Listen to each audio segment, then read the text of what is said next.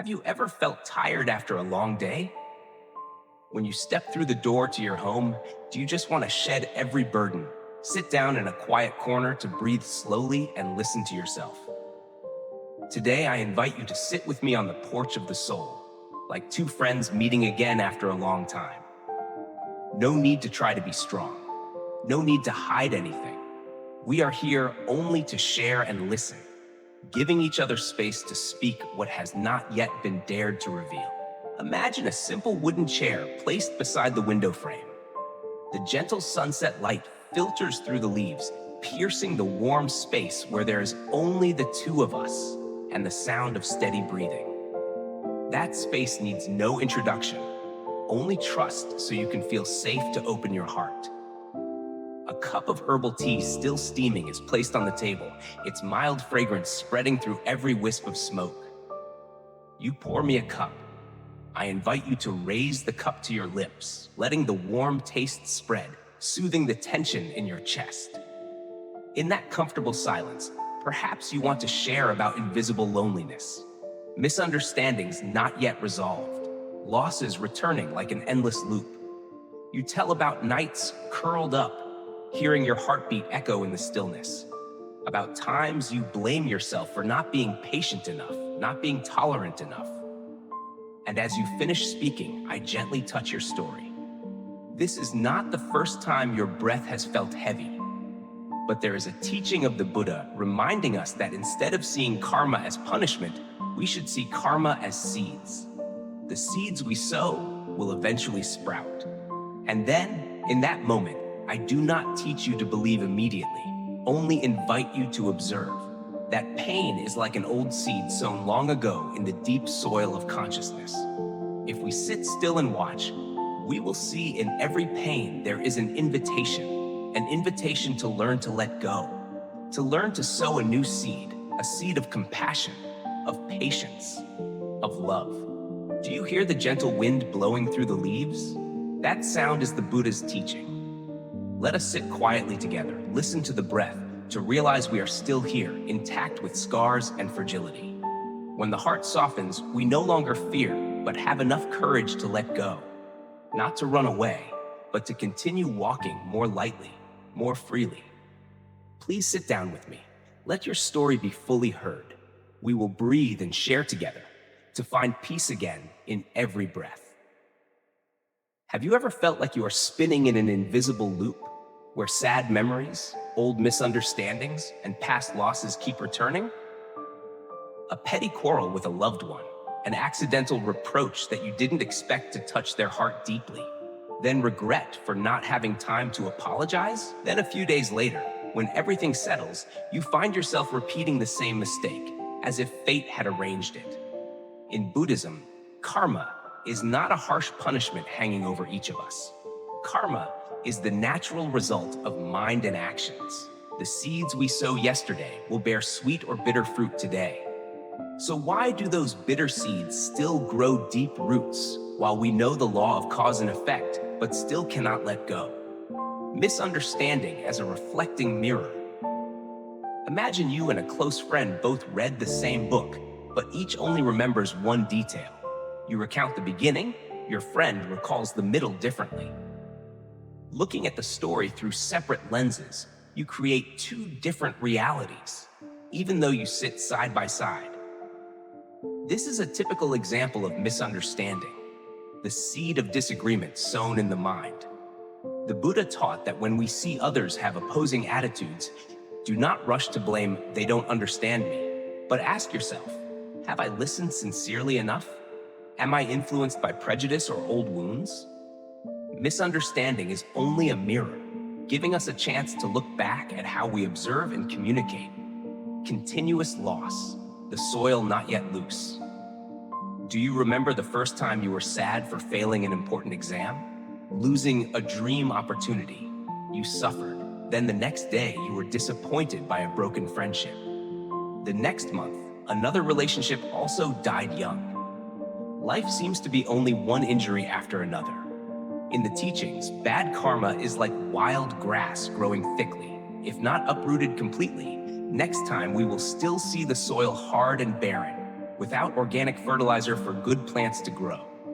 Therefore, whenever loss comes, the Buddha does not tell us to judge right or wrong. He only invites us to sit down, mindfully look deeply into the wound, to separate old roots, resentment, longing, from our minds.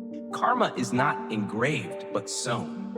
We often say heavy karma, as if it is a metal documenting past sins. But the Buddha does not use the word engrave, but sow. The seed sown beneath the soil may not sprout for a long time, but when the conditions are right, a strong wind, a heavy rain, it suddenly grows and rises. A daily example. You once got angry at a close friend because of an unintentional gesture, and you did not apologize. The next year, your friend feels your coldness and grows more sorrowful. That is the fruit of the old seed of anger, while you have not yet sown a good seed to replace it. The Buddha says, right now you can sow the seed of forgiveness, the seed of understanding, and the bad karma only remains as a mark, unable to punish you forever. There is a short story. A young man bought a beautiful ceramic cup as a gift for his mother.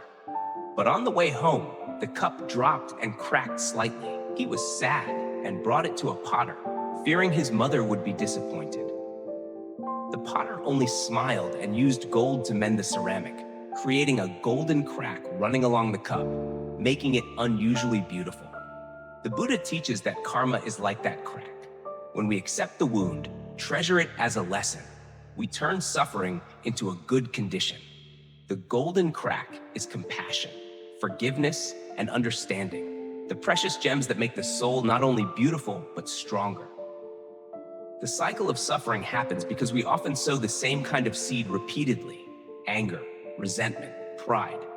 Each time that sprout rises, we suffer and forget we can pull it out.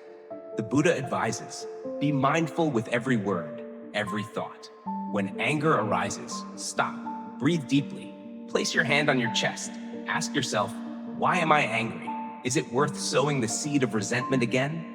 Just a small awareness like that is enough to stop sowing seeds of disappointment. Imagine you and a colleague work on a project together, but they forget the deadline, causing you to carry extra work. You feel upset and blame them. They can't do anything right, so why are they late? Anger flares up. You ignore their attempts to ask and even avoid them. As a result, the project is delayed by a week, and the whole team suffers. The bad karma here is the generation of seeds of anger and blame that you sowed. The Buddha says, stop seeing only one side. Listen to your colleagues' difficulties. Share instead of accusing. When you sow seeds of understanding and cooperation, the work environment warms, efficiency improves, and good karma grows. There is a story of a fisherman who found a bird with a broken wing. He felt pity, lifted the bird, then left because he was busy making a living. Later, he slipped and fell into a deep pit with no one to save him. People said it was karma, but the Buddha did not say it was punishment. It was a natural result. He had sown the seed of indifference when leaving the bird. The next day, the fruit of lack of mutual support came to him. The Buddha invites us to stop comparing how others treat me and begin to look in the mirror. What attitude have I had toward others? What seeds have I sown? When we change and sow seeds of compassion, even the outside world will respond accordingly. Perhaps you fear that if you let go of hatred, you will forget the injustice they caused, and they will be innocent. But the Buddha says, letting go is not forgetting, but stopping watering the bad seeds. When we stop sowing, the old weeds are gradually eliminated, making way for flowers to bloom. For example, you were deeply hurt by someone's words, repeatedly recalling it in your heart for years, angry and sleepless. Then one day you decided to write a letter, not to send, to release the bitterness. After finishing, you tore the letter up. For the first time, your heart felt light. That was the first seed of freedom sprouting. To end the cycle, the Buddha teaches practicing mindfulness in small actions. When drinking tea, enjoy the flavor. When listening to music, let emotions settle. When angry, breathe deeply and feel the breath. Each time you sow a strong seed of awareness, gradually uprooting the seed of ignorance. The cycle of misunderstanding and loss only ends when we dare to face our own karma. Recognize, accept, then transform with compassion and mindfulness.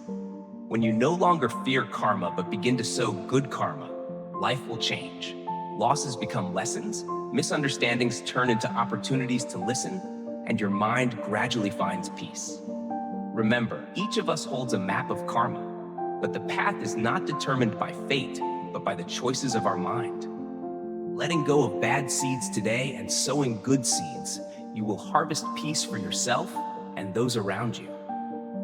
In this rushing life, we often hear people say, "That is your karma," whenever misfortune happens. Some understand karma as a binding sentence, like an invisible jailer waiting to execute punishment. But in the Buddha's teaching, karma is not a punishment imposed by an external force, but a seed we sow in our own mind, and we harvest the result, good or bad, from what we have done, thought, and said. Imagine you hold a bag of seeds. Every day, you can choose to scatter good seeds in your soul's garden, seeds of forgiveness, compassion, love. But sometimes, intentionally or not, you sow weeds, anger, contempt, hatred. Those seeds lie quietly beneath the soil of thought, waiting for conditions, the sunlight of desire, the rain of anger, to sprout and bear fruit. Yesterday, you accidentally yelled at your child because they did not obey, and you felt a little satisfied because you were asserting authority. That seed of anger was sown. Tomorrow, when the child is sad, you will regret it, but that seed has already been sown deep in the child's heart. Then at another time, when the child makes a small mistake, they will either snap back or withdraw because the old wound has not healed yet. That is the fruit of the anger seed sown yesterday. Thus, karma does not strike you with an invisible sword. Karma is simply the natural result of the seed you have sown. You can completely uproot the old root and sow a different seed, the seed of forgiveness, the seed of patience. By doing so, the garden of the mind will change and your inner space will be renewed. The Buddha does not force us to carry the burden of old fruits for life, but only reminds, we cannot erase the old page, but we can open a new page. The act of uprooting the old seed is the awareness to stop sowing bad seeds. That means stopping harsh words and stopping resentful thoughts immediately. There was a potter who, every time his product was imperfect, would break it and throw it away. But the Buddha compared that to wastefulness. If it breaks, but that crack can be polished, can be coated with gold, kintsugi, to become a unique work. Karma is the same. Instead of wiping away past mistakes, we should clearly see the cracks caused by mistakes, treasure, and learn from them. When we paint gold on those cracks with compassion and goodwill, we transform old karma into a valuable part of ourselves while sowing new seeds to be better. Many people fear karma like a death sentence, mistakenly thinking that life has been determined by what they have done in the past. But the Buddha teaches, you are not a victim of karma, you are the sower. The greatest freedom of a person is the right to choose the seeds today. You were once harshly scolded by a superior. Resentment flared up, and you silently felt, life is unfair. Then every time you met that superior, you were cautious, even avoided them. The relationship became more tense, and the work results more stagnant. That is the fruit of fear and resentment that you sowed. But if next time you proactively smile, ask after them, give a small compliment when the superior does something well, you are sowing seeds of respect and cooperation. The result will be different. Smoother work, lighter mind. To change the garden of the mind, we need mindfulness in every small action. When angry, stop, breathe deeply. Place your hand on your chest, listen to your heartbeat. That is the pulse of life, reminding us that we still exist and can still choose. When resentful, ask yourself, what am I expecting from that person? Maybe just to be recognized, to be loved. When we understand our own mind, we see the emptiness that needs filling, not with anger, but with listening and sharing. A ferryman carries passengers across the river every day. One day the wind was strong and the floodwaters surged, but he calmly steered through. A passenger asked, "Aren't you afraid?" He smiled. "I know if I panic, the boat will capsize. But if I focus on the oar, I will reach the shore safely." The mind is that boat. Bad karma are the storms. When we are calm and mindful, we steer steadily, not letting the waves of karma overturn the boat. Transforming karma is not a one-step process, but a long journey. Recognize old karma. Acknowledge the truth instead of denying it. I was angry. I spoke harshly. Learn the lesson from karma. Understand why we were angry, why we resented. That is the chance to understand ourselves more, to transform the mind. Sow new seeds, new actions, words, and thoughts. Forgiveness, compassion, encouragement for others, self-care. Patient nurturing. Practice mindfulness daily, sowing seeds repeatedly. The flower of compassion will bloom when the soil of the mind is loose. A forest after a fire can revive if nurtured.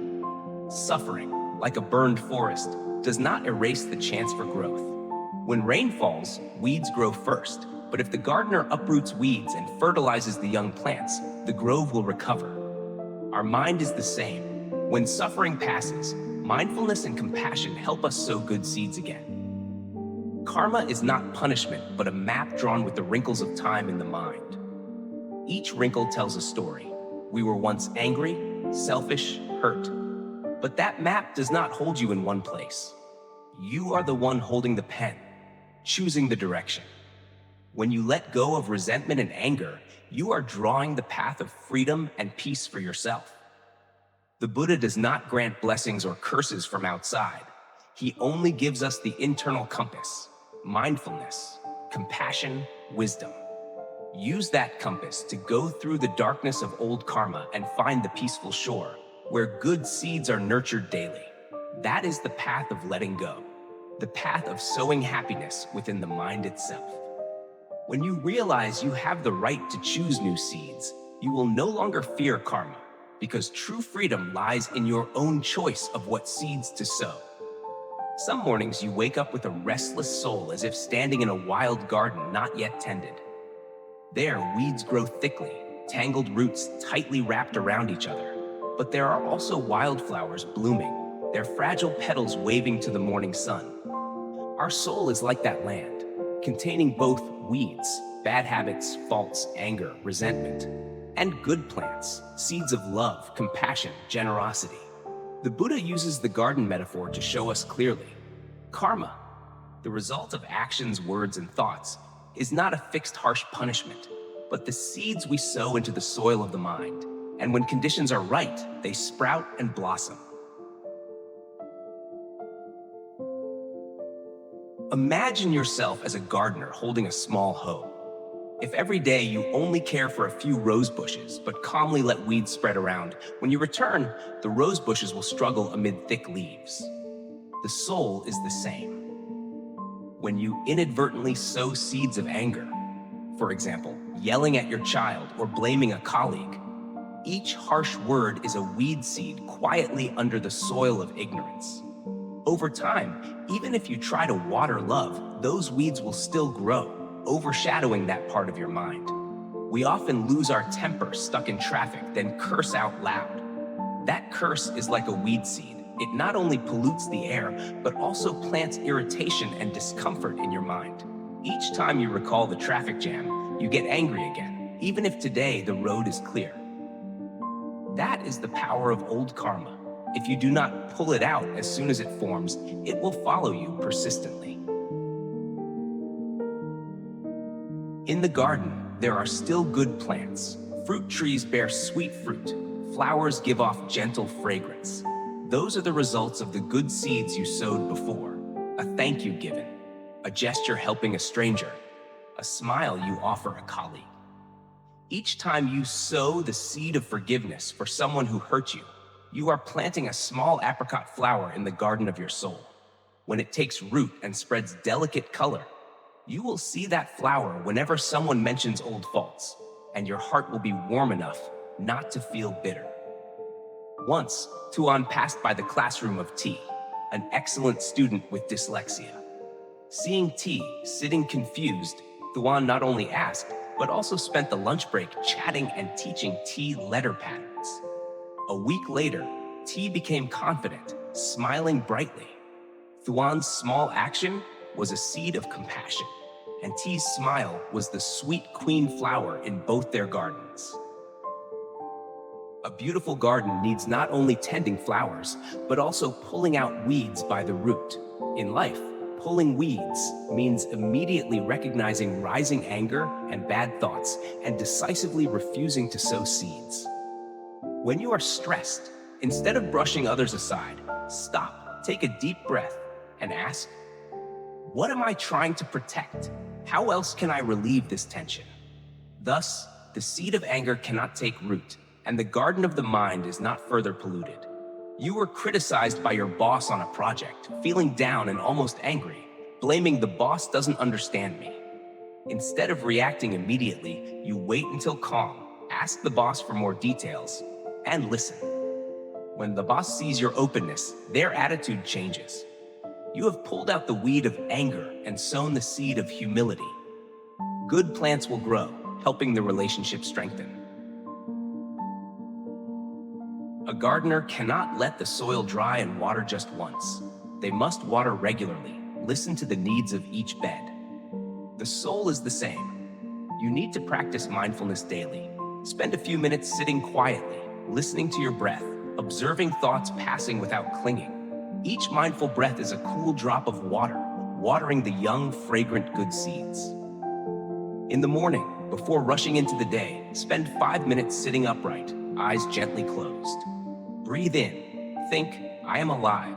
Breathe out, think, I allow myself peace. Repeat 6 times. That waters the garden of the mind, the tree of compassion, and pulls out the weeds of resentment.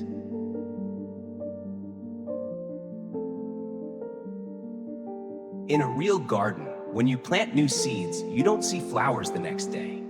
You need patience, tending, avoiding heavy rain or scorching sun, waiting for the bloom season. The soul also requires similar patience. When you sow the seed of forgiveness, the other person may still remember the fault the next day. But do not lose heart. Keep tending with mindfulness and compassion. The wound will heal gradually, and the flower of the heart will bloom. Lan, after a big conflict with her close friend, stopped contact. 6 months later, when she sincerely apologized publicly, her friend remained silent. She did not give up. Every week she sent a short letter saying, wishing you peace. 6 months later, the friend called back, saying, your letters were like cool rain watering dry land. That was the sweet fruit of the patiently nurtured seed of forgiveness. You don't have to be a master of meditation or read all scriptures. Just understand the garden of the soul. Recognize weeds, pull them out as soon as you see them. Water the good plants through each mindful breath.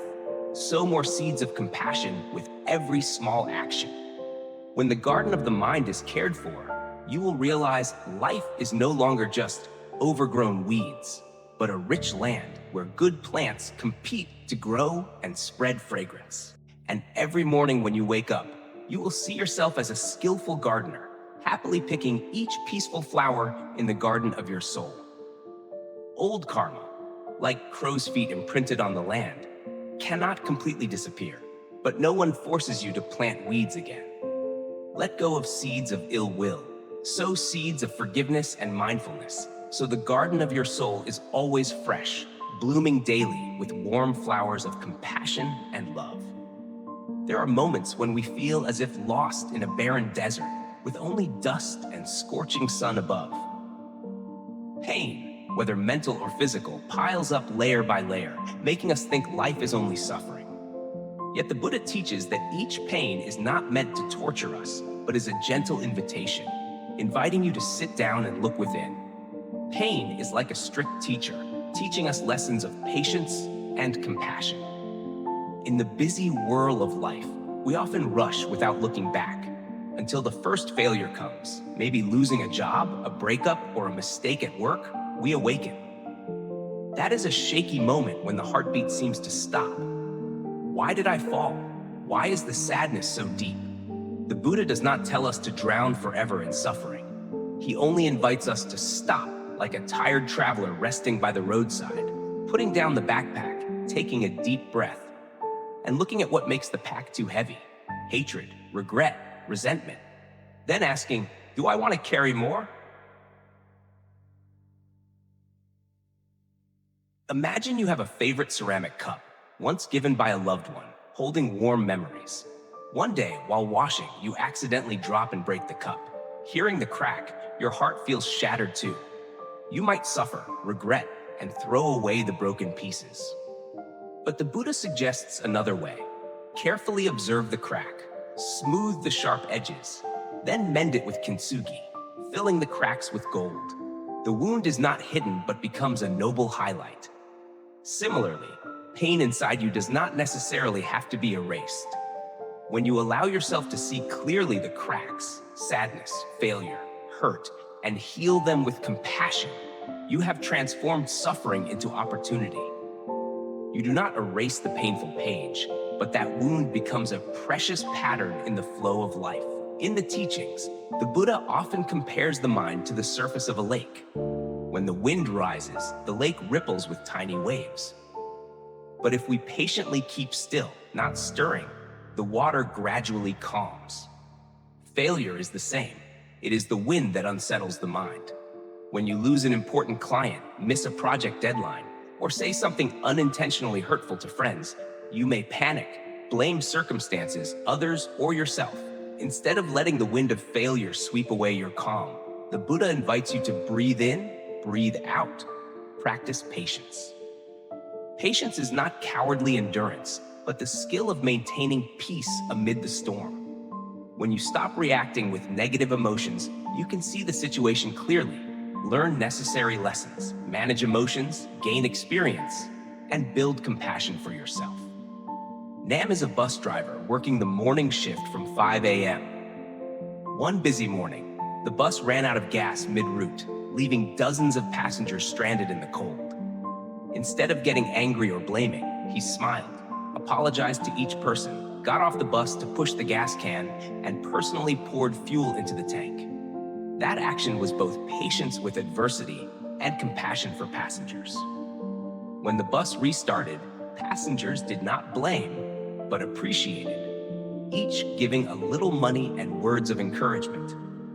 Thanks to patience, Nam not only transformed suffering, playing the role of the main driver in cold weather, into an act of kindness, but also sowed good seeds in his own mind and those of others.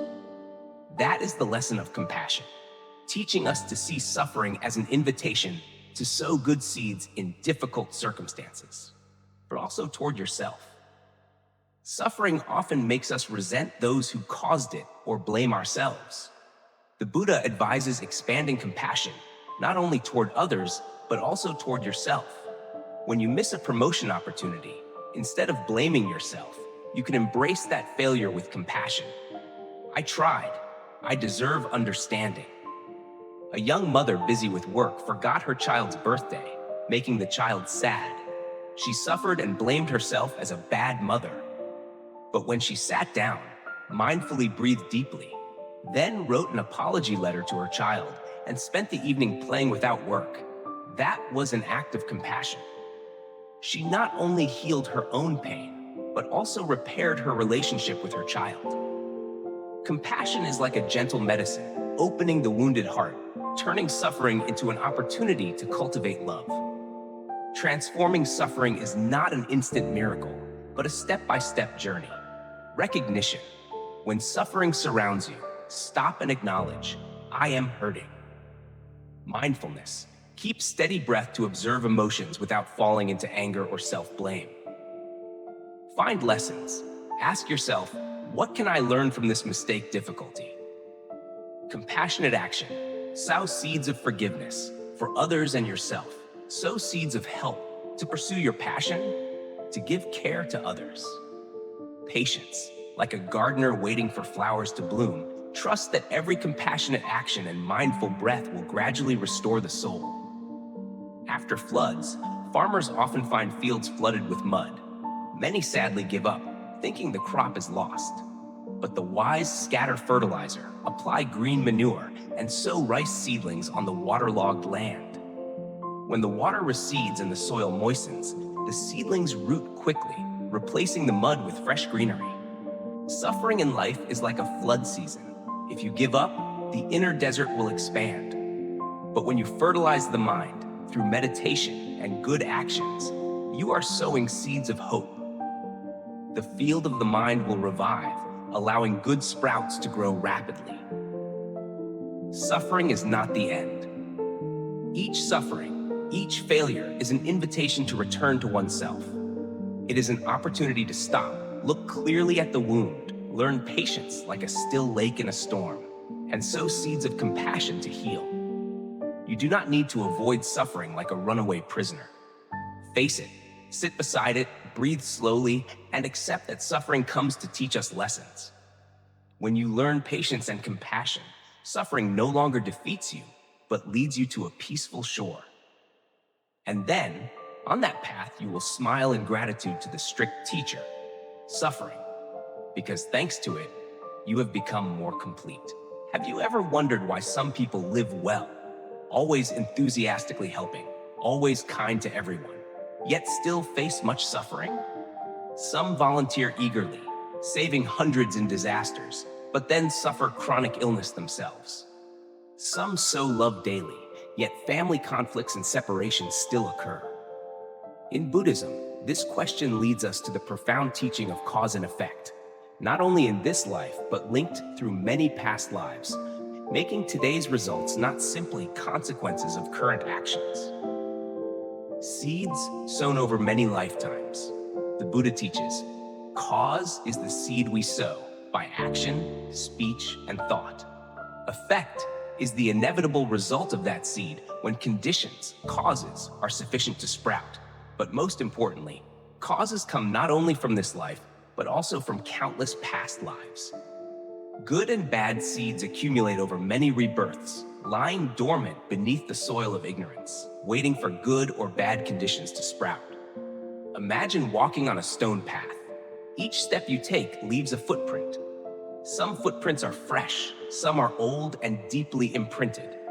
When it rains, old footprints become clearer, guiding water along that trail. Today's suffering may be an old footprint from many previous journeys. Though you are walking a new path, you still inadvertently fall into that trail. That is old karma, past causes, guiding you back to old wounds. Have you ever asked yourself why those who do good still suffer? The fruit has not yet come. The Buddha compares the seeds sown into the earth not to become a tree the next day. Some seeds require many rainy seasons and sunshine to sprout. Good seeds sown today may wait until another life to bear fruit. Therefore, even if you do good, good seeds need more time and conditions to succeed. Meanwhile, bad seeds sown long ago may already have the conditions and opportunities to sprout, causing you to harvest suffering. A farmer devotes all his effort to care for his guava orchard, but due to unfavorable weather, the guava trees bear no fruit. Meanwhile, the garden beyond the fence is abandoned, weeds grow, and strange wild fruits gradually creep into the farmer's orchard. The farmer wonders, why do my carefully tended trees bear no fruit while the abandoned land still has fruit?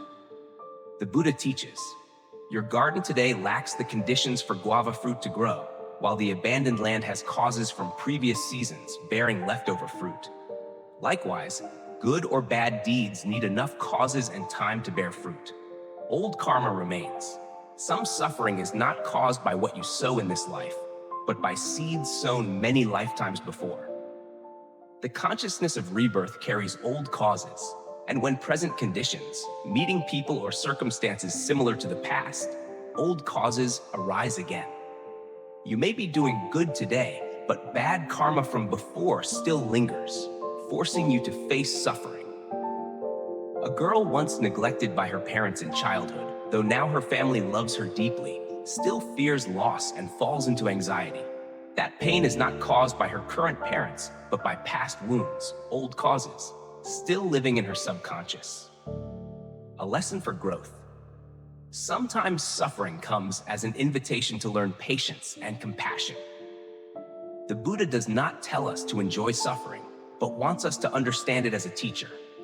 When our mind is tormented, we learn patience. When we witness others suffer, we learn compassion. Those who do good without suffering may become arrogant, thinking themselves perfect. Suffering helps us see our limits, learn humility, and deep empathy. A doctor saves hundreds of patients, but experiences a severe illness himself. Instead of blaming himself, the doctor quietly records his experience, understands patients' pain better, thus becoming a more compassionate healer, sharing more fully. The doctor's suffering does not destroy his good deeds, but deepens and humanizes them. How to transform suffering? Identify the cause. First, the Buddha advises us to look directly at old and new causes. This suffering is because I did wrong, or because I sowed some seed in the past. Identifying the cause helps us not blame circumstances, but see the true reason. Mindfulness with the present. When suffering comes, we should stop, close our eyes, breathe deeply. This is mindfulness to avoid being pulled into suffering. Like a boatman at a river fork, when the water swirls fiercely, the wise keep balance instead of blindly resisting. Sow good seeds. After identifying old causes, we focus on sowing good seeds: compassion, forgiveness, patience. With clear actions, an apology, a hug, a thank you, we nurture the mind's soil so good seeds have the chance to sprout. Gradually, the garden of the mind will shift. The weeds of suffering will yield to good plants of happiness. Compassion for oneself. No one is perfect without ever stumbling. The Buddha teaches compassion is not only for others, but also for oneself. When you fail, practice self-questioning. What can I learn from this experience? Instead of self-blame, heal yourself, like washing wounds with suffering to prevent infection. Harmonizing cause and effect to live peacefully. Cause and effect is not punishment, but the universe's rule, reflecting our own choices. Good people can still suffer because good seeds need the right conditions to bear fruit, while bad seeds from the past remain, causing present suffering. But the good news is we can transform by recognizing old causes, sowing new seeds, and practicing mindfulness and compassion. When we no longer fear karma, but know the freedom to choose which seeds to sow, the garden of the mind will flourish, and peace will come from our choices today. There may be a moment when you suddenly feel the world outside spins wildly, while your mind drifts amid storms, work pressure, tense relationships, worries about livelihood.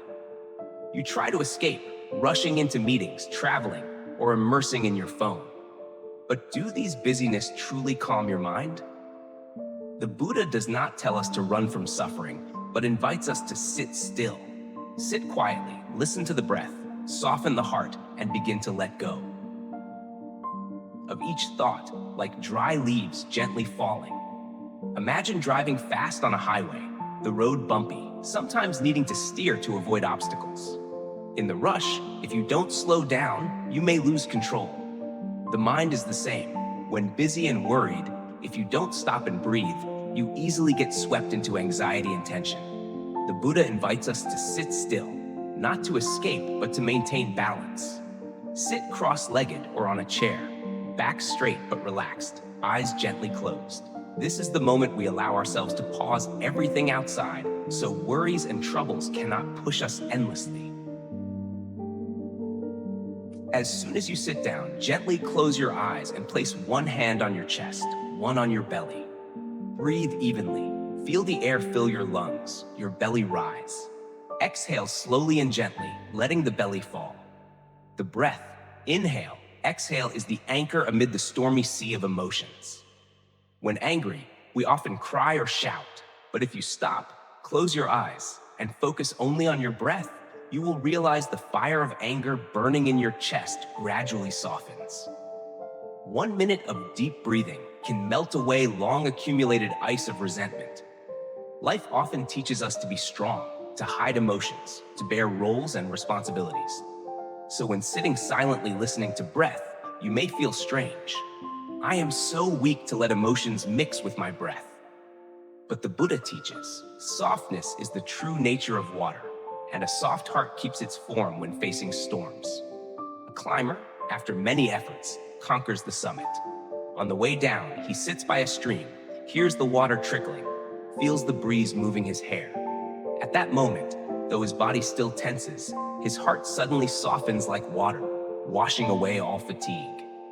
Softness is not weakness, but flexibility, adapting to preserve the inner essence.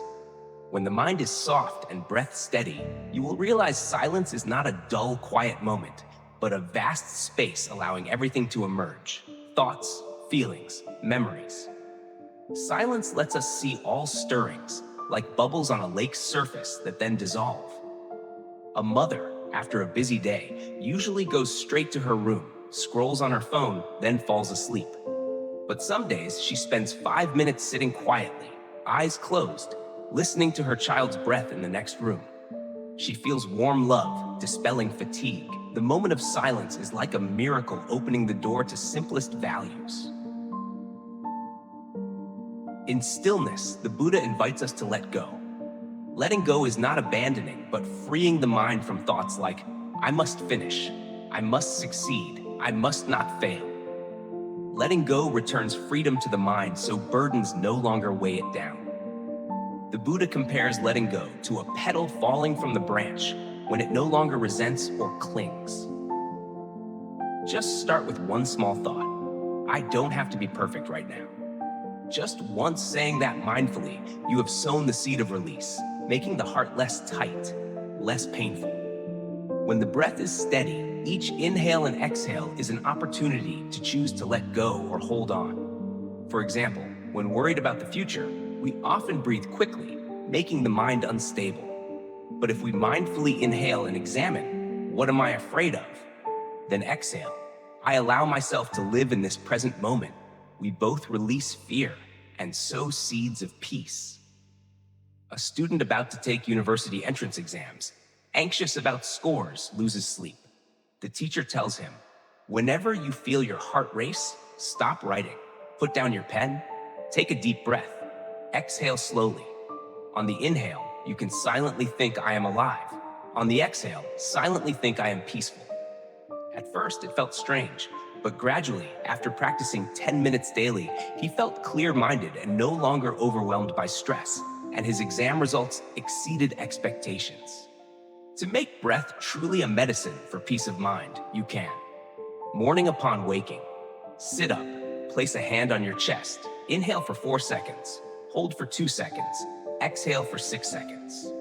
Repeat 5 to 10 times. During work hours, set a phone timer for 60 minutes. When it rings, sit upright, close your eyes, focus on breath for 2 minutes. When feeling anxious, stop. Breathe deeply to feel lungs expand. Exhale slowly to release tension. Each time, you are caring for the garden of your mind, pulling out weeds of worry, watering plants of peace. Ultimately, the Buddha does not promise that letting go will end all suffering.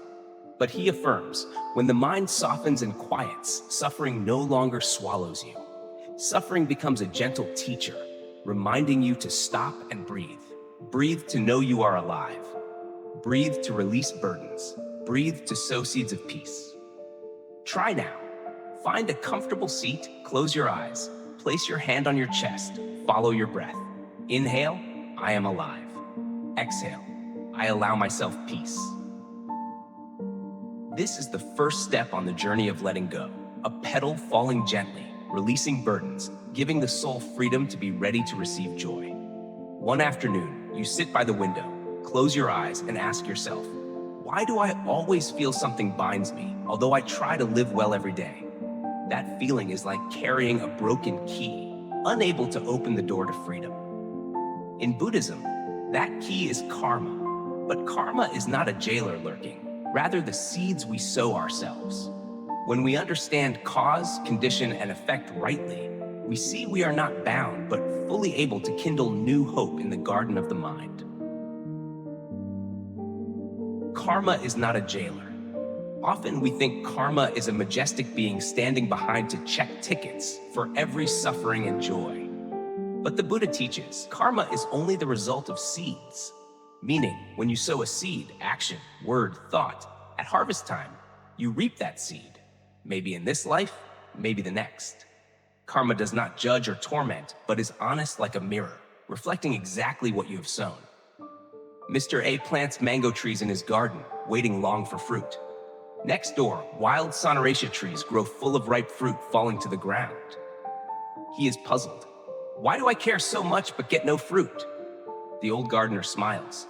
Your mango trees today do not yet have enough conditions to bear fruit. The soneratia trees are on old land, having accumulated causes from many past seasons, so they bear fruit. Karma is similar. You do good today, but good causes need favorable conditions, time, circumstances, support to succeed. Cause is the seed. Cause is the seed. Every word, action, positive or negative thought is a seed sown in the soil of the mind. When you give someone a sincere smile, that is the seed of love. When you speak harshly, that is the seed of anger. You stand in a long line to buy a movie ticket, suddenly hear the person ahead sighing and murmuring complaints. If you smile and say something encouraging like, "It must be busy today, huh?" You have just sown a seed of understanding. Meanwhile, if you frown or snap back, you sow the seed of discomfort. That person's soul will bear fruit according to what was sown, maybe a smile in return, or more irritation. Sowing seeds in the ground is not enough. Conditions, favorable factors like water, light, nutrients, are needed for sprouts to grow. The soul is the same. For good or bad seeds to bear fruit, they need conditions, agreement from others, or unexpected events. Miss Min often helps friends arrange job applications, but never receives proper thanks. Once, she accidentally helped a stranger find a cheap apartment. That person sent her a bouquet and a thank you card. Because of conditions, that friend truly needed help and could respond. Min's seed of compassion had enough cause to sprout into flowers. Before, in a competitive environment, her good seeds had no soil or water to grow.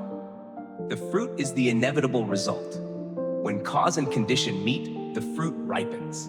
The fruit can be sweet, happiness, success, or bitter, suffering, failure, depending on the seed and conditions. No one bestows blessings or curses. Only pure causes and conditions bring forth the results of our own making. You study hard, spend many hours practicing before the exam, and teachers and friends support you. That is the cause of studying, the condition of teachers and friends. The result is a high score, a natural sweet fruit. Conversely, you procrastinate, do not review, and the exam falls on a day you are tired. The laziness seed meets the tired condition, and the low score fruit will come. When you understand karma as cause-condition fruit, you realize you are completely free to sow any seed. Even if bad fruits from past lives remain, you can still sow good causes now to transform the garden of the mind in the future. Juan used to be quick-tempered, often hitting friends as a child. Many years later, he became a preschool teacher, devoted to sowing love for children. Initial difficulties remained. He sometimes got angry when children disobeyed, but he persistently practiced mindfulness, stopping, breathing, telling himself, "No, today I sow seeds of love." Gradually, his mind became less angry, welcoming the sweet fruits of patience. To truly grasp the cause-condition fruit mechanism, Buddhism encourages mindfulness every moment. Observe thoughts. When the urge to anger arises, stop and ask, is this a seed of anger? Choose action. You can sow a seed of empathy by inhaling, exhaling, then saying, "I understand you are struggling." Reflect on results. After each week, review which actions brought sweet fruits, peace, connection, and maintain those causes while uprooting old seeds, bad thoughts when they appear. Every morning, sit for 5 minutes, close your eyes, and imagine the garden of the mind. Which weeds are growing? Which flowers are blooming? Then note 1-2 actions you will sow good seeds today. A compliment, a hug, or a gesture of sharing. Sometimes, even though we sow good seeds, the fruit does not appear immediately because conditions are not yet ripe. Do not be discouraged, for the Buddha teaches, sweet fruits do not always ripen immediately. Patiently nurture the garden of the mind, sowing good seeds daily, and when conditions are sufficient, flowers will bloom. A newly planted guava seed takes months to bear fruit. During the wait, the farmer waters, weeds, and fertilizes to keep the tree healthy. Our mind is the same, needing persistent practice of good causes, even if old suffering still lingers. Understanding karma correctly as seeds helps us no longer fear suffering, for suffering is just old fruit, not an immutable fate. When we sow good causes, even if the garden of the mind still bears old scars today, the future can still bloom full of happiness. The Buddha does not promise to erase all suffering, but gives us scissors to cut deep roots and fresh soil to sow new seeds. Every morning upon waking, look at your garden of the mind. Which are the weeds of anger and resentment? Which are the fragrant flowers of love? Then choose to sow good seeds today, so that tomorrow the garden of the mind is always full of peace and compassion. There are times when we feel discouraged looking up at the sky, silently thinking, I have a miserable fate. Everything I do ends in failure. Many believe their life is predestined, like a scripted play, then wonder why they are forever stuck at the same crossroads. Meanwhile, the Buddha teaches that fate is not an outside force bestowing blessings or curses, but an honest mirror reflecting the seeds we have sown. Understanding this, we will no longer fear, but know we have full right to choose good or bad seeds for the future. When you fail an important exam, you may sigh and say, "That's my fate." But if you look closely, that result reflects the mirror of nights you lazily avoided studying, the times you chose gaming over making outlines. Those actions are the cause, the seeds you sowed, and fate is just the late ripened fruit appearing exactly as you sowed. Trivial traffic jam. This morning you were late for work, but still tried to rush through heavy traffic, and your car ran out of gas in the middle. You lament, "Oh, it's fate again." In reality, you have often neglected checking gas and maintaining the car. That habit is the seed, and today's traffic jam is the fruit. Fate is not a God punishing you, but a mirror showing your own carelessness. Broken relationship. You regret a long friendship lost, saying, maybe fate did not allow us a long bond. But if you examine carefully, did you often listen and understand? Did you share then, or just stay silent as the relationship cooled? The jealous moments? Careless words are the seeds causing friendship to fade. And fate today is just the harvest. Cause is the seed. Condition is the factor. The Buddha teaches every action, word, and thought is a seed. When you sow that seed into the soil of the mind, it only bears fruit if there are sufficient conditions, circumstances, time, and supportive people. This explains why good actions do not always bear immediate fruit, and bad actions do not always bring instant retribution. Nam is a farmer sowing good rice seeds in dry fields, but without rain, the plants withered. Nearby, the abandoned field still grew weeds and even wildflowers. Nam wondered, why did my well-sown field die, but the abandoned field survives with weeds? The farmer teacher explained, the abandoned field has underground water and soil suitable for wild seeds. Nam's field lacks water and organic fertilizer. Similarly, good causes need sufficient conditions to bloom, while old bad causes may meet favorable conditions to bear fruits of suffering. Fruit is not a fair reward or punishment bestowed by any power, but the natural result of cause and condition. When cause and condition come together, the fruit ripens. When the condition fades, the fruit also passes. The fruit does not judge you. It simply reflects the seed you have sown.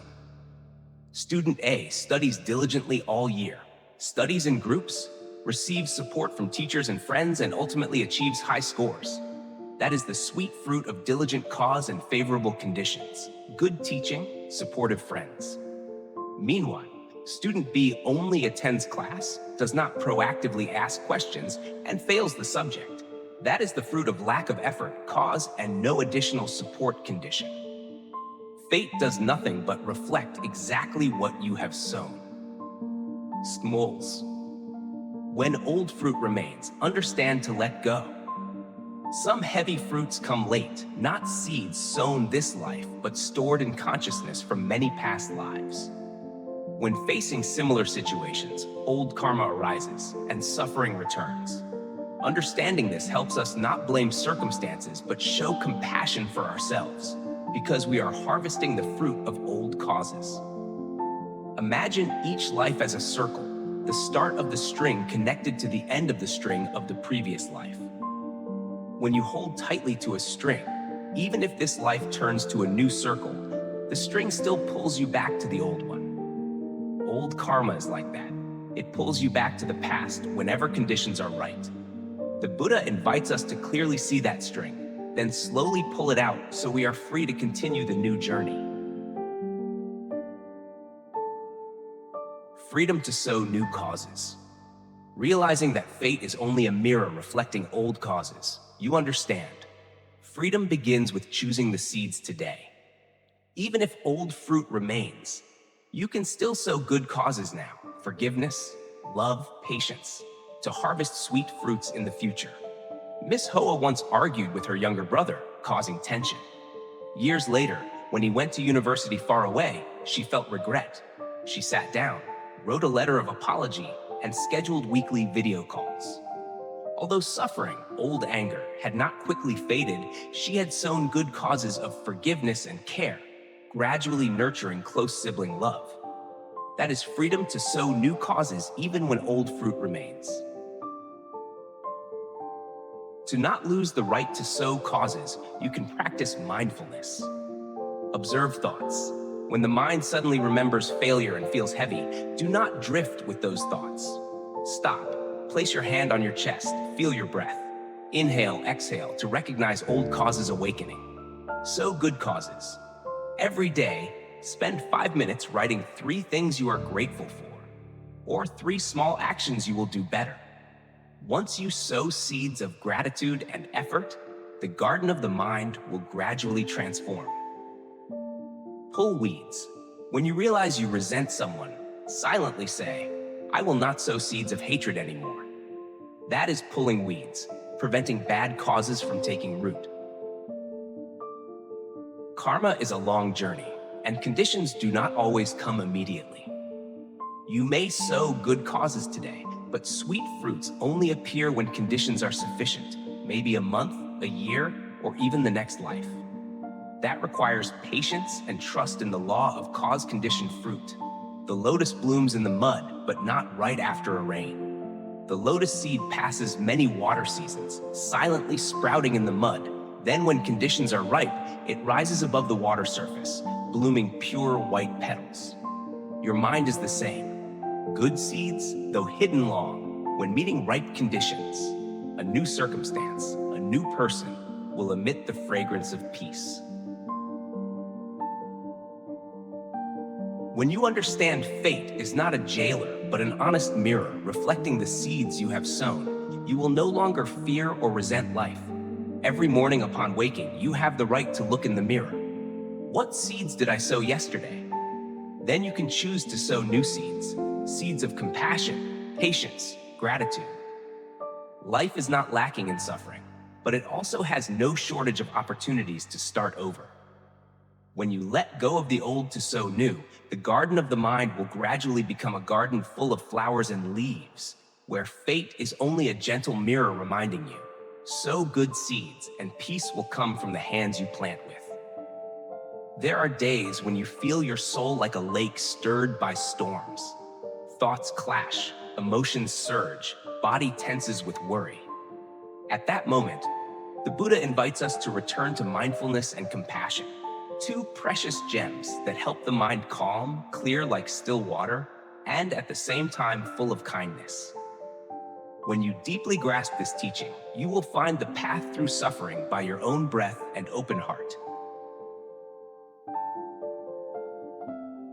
Mindfulness, the lamp illuminating consciousness. Mindfulness means fully knowing every present moment, without judgment, without immersing in past or worrying about the future. When mindful, you pay attention to breath, heartbeat, sensations on the skin, and thoughts rising like clouds drifting across the sky. Imagine holding a warm cup of tea, the gentle herbal aroma weaving through the air. Instead of rushing to drink, you inhale deeply, letting warmth spread from lips down to chest. Each sip you bring to your mouth is not just to finish drinking, but to taste the bitterness, sweetness, and astringency of every drop. At that moment, you are mindful. The cup becomes a tool bringing you into the present moment, soothing the soul from outside noise. An old ferryman carries passengers across the river every day. When the water is calm, he rows gently. When waves rise, he stops, lays down the oar, closes his eyes for a moment, then continues. The act of pausing in the flow to observe, that is mindfulness. Because of this, he is not overwhelmed by waves, but knows when to row and when to rest, safely reaching the shore.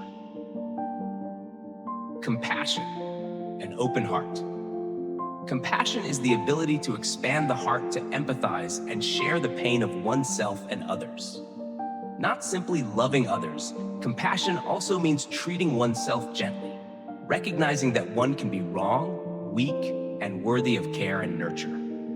When you make a mistake, instead of self-criticism, try saying to yourself, "I tried. I deserve to learn and try again." That is compassion for oneself, a gentle medicine for the soul after failure. A short story, The Old Woman and the Little Bird. An old woman found a baby bird fallen from its nest. She gently held it in her hand, then carefully placed it back on a nearby branch. Though the bird might fall again, she remained patient. To the baby bird, she showed compassion. To herself, she did not blame when the bird fell, but gently nurtured hope. Compassion is not closing eyes to mistakes, but understanding life's fragility and comforting and healing. A mind clear as still water, combining mindfulness and compassion. When all the mud settles, the water becomes clear, revealing every pebble on the bottom. Our mind is the same. When mindfulness removes the chaotic flow of thoughts and compassion wipes away self-judgment, the inner being becomes clear, unburdened by worries. Imagine sitting by a stream, a yellow leaf quietly floating along the current. The clear water does not struggle to hold the leaf back, but gently allows it to glide by. When your mind is clear like still water, you do not cling to emotions. Sadness or joy come and go. You simply calmly observe, your heart light like the leaf. Mindfulness illuminates the path. When walking, if you focus on each step, feeling your feet touch the ground, you will notice the cool earth beneath your heels. If your mind drifts to your phone, you may stumble or fail to see the beauty around. Mindfulness helps you see yourself and thus choose the right direction. Morning. Upon opening your eyes, do not rush to your phone. Take a deep breath, feel the remaining sleep, awaken gratitude. During work, take 2 minutes to put down your pen, close your eyes, focus on breath, relax the body before continuing work. Before sleeping, recall one good thing from the day to sow good seeds. Pay attention to each breath to release worries. Compassion for others, sowing seeds of love. When family or friends share, instead of rushing to give advice, just sit quietly, look into their eyes, breathe evenly, and ask, "Would you like to share more?" Silence contains compassion, allowing the other to feel safe to open their heart. A teacher noticed a student always staring at their phone, often forgetting lessons. Instead of scolding, the teacher dedicated the last 5 minutes of class to ask, "Do you have anything you want to share?" Hearing the student speak of family pressure, the teacher gently said, "I understand you are struggling. Try spending 10 minutes reviewing each day and 5 minutes breathing deeply. I will help you." Compassion is not only empathy, but also concrete actions supporting others. Combining mindfulness and compassion, a healing journey.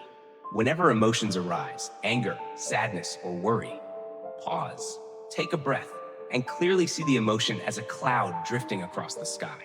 Place your hand on your chest, feel your breath, let your mind be still, unburdened by past or future. Each breath is a return to yourself. With emotions in yourself, I am sad, I deserve gentleness. With others, you are suffering too, let me listen. After the mind has calmed, you continue the journey with peace, knowing the path, but not fearing to stumble, because you have learned to rise with compassion. Mindfulness and compassion are not miracles that erase all suffering, but like a lamp lighting the way in darkness. When the mind is clear like still water, you see storms clearly, but are not swept away. When compassion opens, you not only embrace yourself, but also spread warmth to those around. Try now. Sit down, close your eyes, breathe in deeply, breathe out slowly. Like a cup of tea at day's end, mindfulness offers you sweet peace. Compassion gives you the root of love. When practicing together, each mindful breath with gentle self-talk sows seeds of happiness in the garden of the soul. And then, day by day, flowers of peace will bloom. Once I read a story. A farmer diligently tended his field, plowing and caring for the soil daily. Yet the land remained dry. Only a few sprouts appeared, then withered. One day, he met a meditation master and asked for advice. The master said, "Keep caring for the field, but don't forget to pull the weeds. Those weeds are old karma. If sown repeatedly but not uprooted, how can your garden flourish?" That story is a wonderful metaphor for the mission of transforming old karma taught in Buddhism.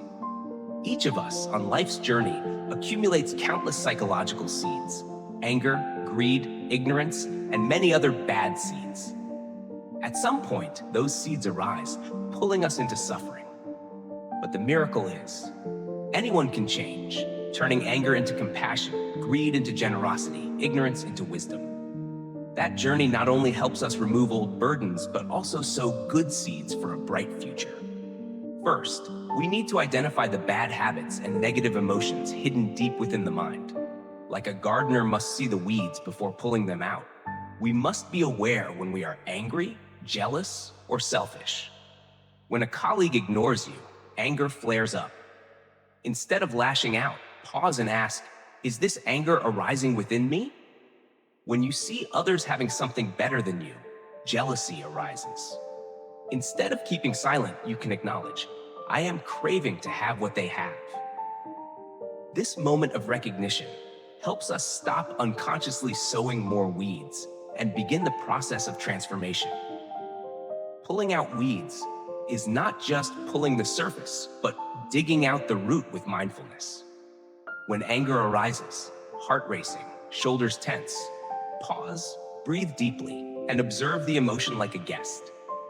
Long and Lan were childhood friends, but an unreasonable argument made them angry and distant for years. One day, Lan read about mindfulness meditation, tried sitting quietly for 5 minutes each morning, just listening to her breath. Gradually, when remembering anger toward Long, she could clearly see how much her heart hurt and asked herself, do I want to carry this burden any longer? In that moment, anger melted like ice in the sun. Lan smiled, called Long, and apologized. Through mindfulness, she uprooted the seed of anger completely. Pulling out weeds is only the beginning. The Buddha teaches we must sow new good seeds, especially compassion. When letting go of anger, space opens in our hearts for kindness and forgiveness. When angry at your spouse for an unintentional remark, instead of silently suffering, take the initiative to ask, are you tired? I'm sorry for being tense today. When you see a stranger slowly placing goods on the supermarket scale, instead of complaining, you can smile and nod in support.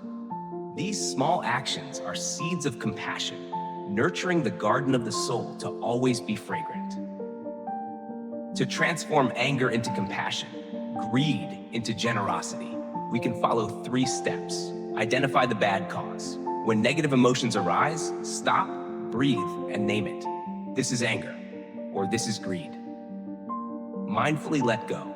Observe the emotion like a passing guest, neither chasing nor immersing. Breathe in and out, returning the emotion to its rightful place. Sow good causes. Act oppositely. If you used to get angry easily, now choose patience. If you were stingy, be ready to share something simple, a bottle of water, a smile, an encouraging word. Greed, the desire to possess everything, is like a field planting only one kind of crop, barren and monotonous.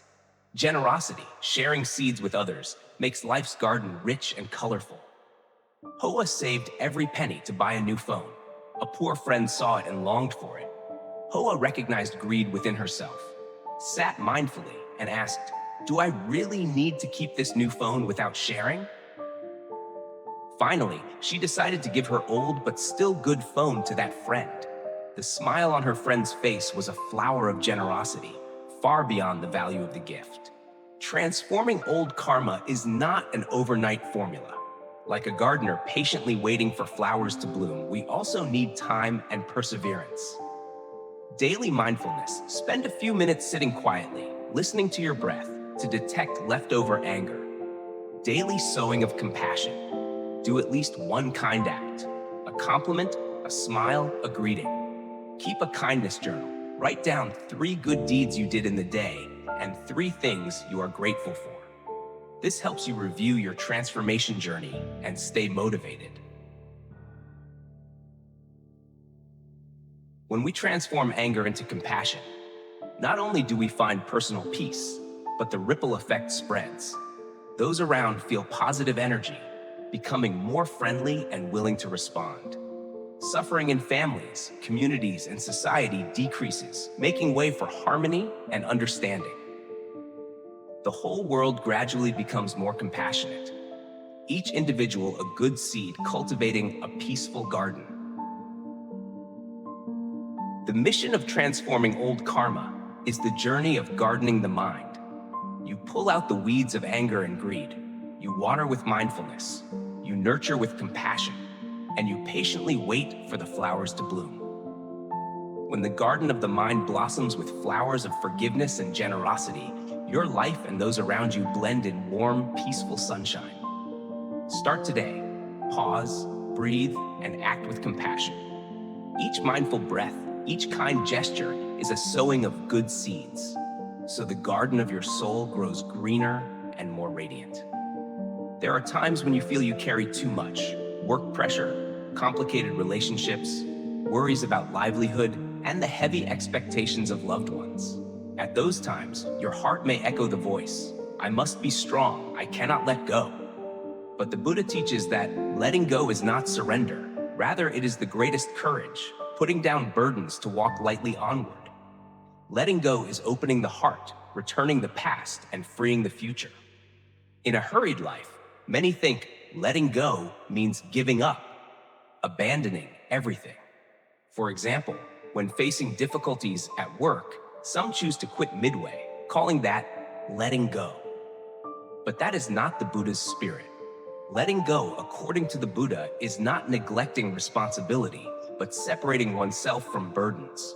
You still work, still have responsibility, but do not let work dominate your inner happiness. Imagine a mountain climber carrying a backpack full of tools, food, and water.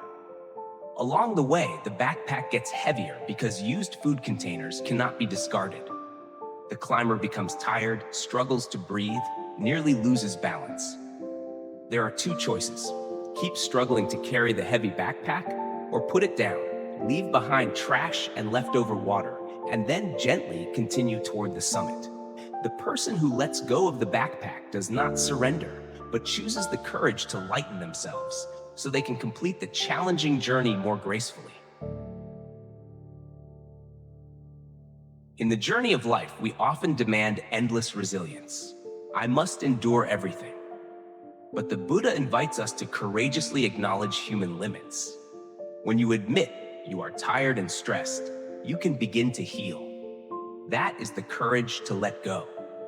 Letting go of self-doubt. letting go of the prejudice that you must always be strong. A mother caring for a young child, facing stressful work and household duties, often blames herself. I am not a good mother, not a good employee. But when she bravely admits, I am overwhelmed, I need rest, and asks colleagues to reduce shifts, asks family for help, she is letting go of pressure.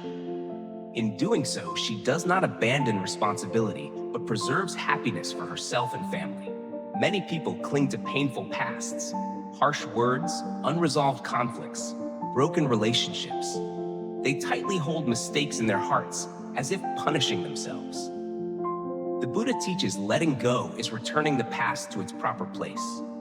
You do not erase memories, but do not let them choke the present. There is a story of a man who kept a broken antique mirror as a remembrance of painful past.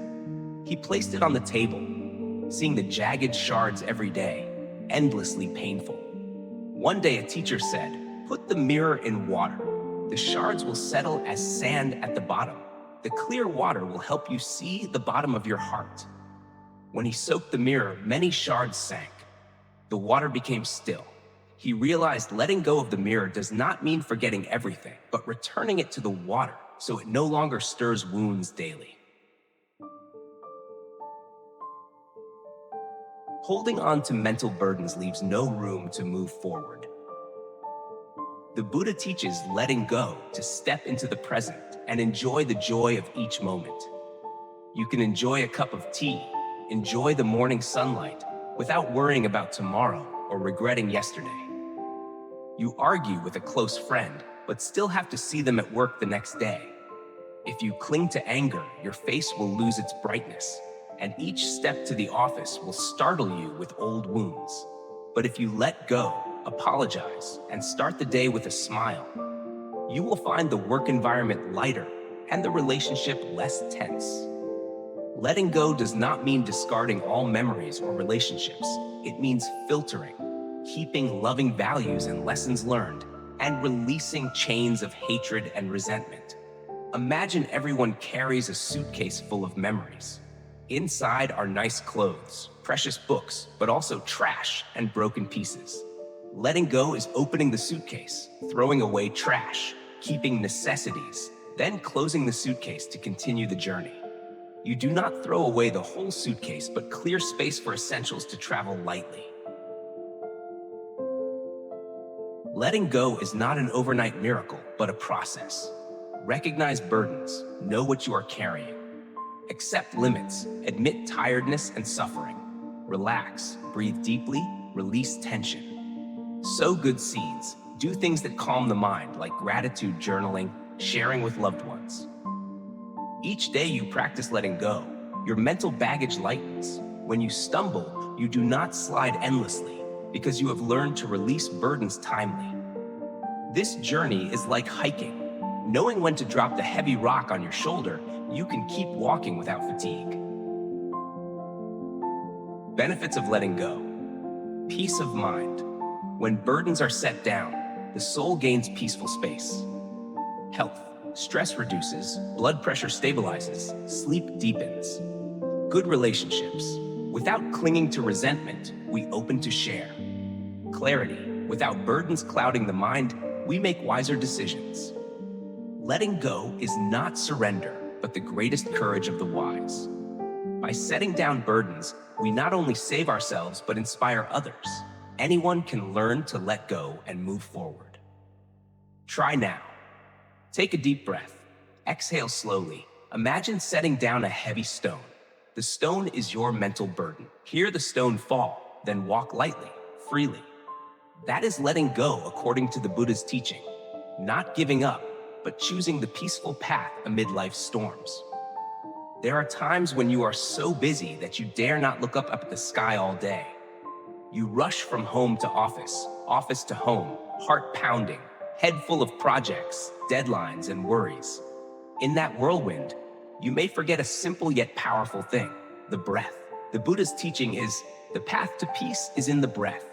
Each inhale and exhale is an opportunity to let go of all burdens and ignite the flame of awakening. From birth, we have known how to breathe. Breath needs no learning, no training, never betrays you. In happiness or sorrow, in peace or chaos, the breath still flows steadily with life's rhythm. Therefore, breath is the friend the Buddha invites us to return to. When sleepy, just breathe deeply and slowly, you will feel more awake. When anxious, a few breaths can dispel nervousness. When annoyed, try stopping, close your eyes, focus on the breath, the mind will calm. Breath not only sustains life, but is also a tool to help us be mindful and let go. Mindfulness means fully aware of each present moment.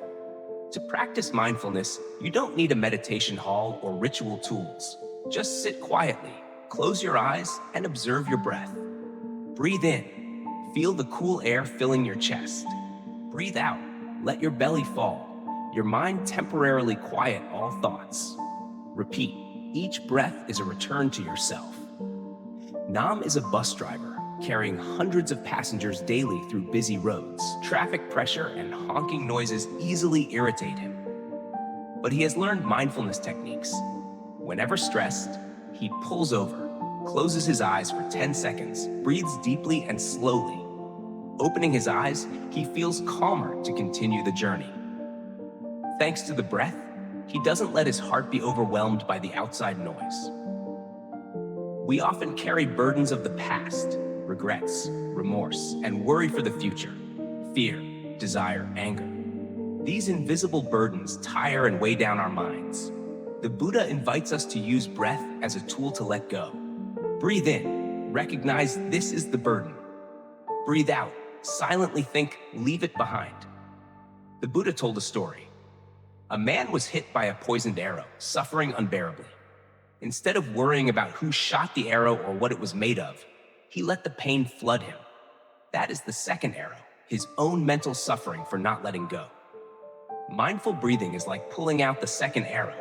You cannot stop the first arrow, pain, but you can stop increasing it with anger and worry. Imagine sitting by a riverbank, watching a yellow leaf drifting slowly. The leaf doesn't cling to the shore, but gently lets go, allowing the water to carry it away. Likewise, each breath is an opportunity for you to let go of the binds in your mind, resentment, greed, fear, and let them flow with life's current. Awakening is the guiding light in the darkness of ignorance.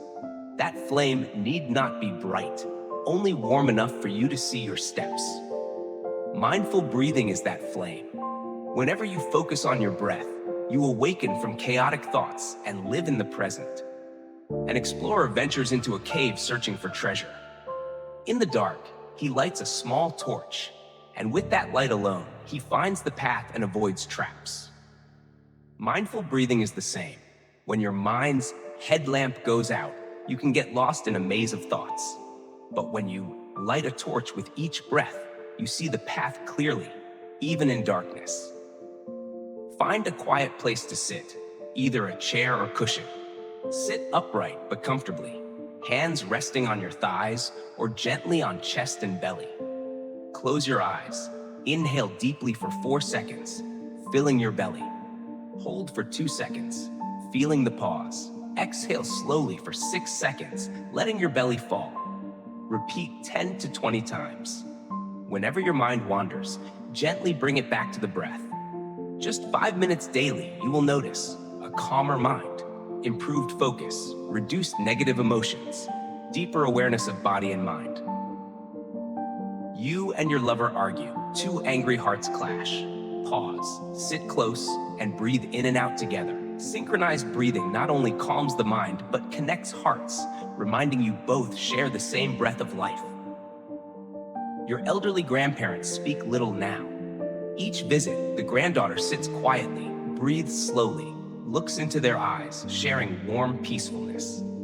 Though words are limited, shared breath bridges generations, softening language gaps. When you master mindfulness and letting go through breath, you not only calm your mind, but gain clarity in action, making decisions, not rushing, but thoughtful, handling conflicts, not reacting impulsively, but listening patiently, living fully, enjoying each moment, meals, smiles, sunlight, raindrops. Breath becomes your companion through the journey, helping you overcome hardships, live happily and peacefully.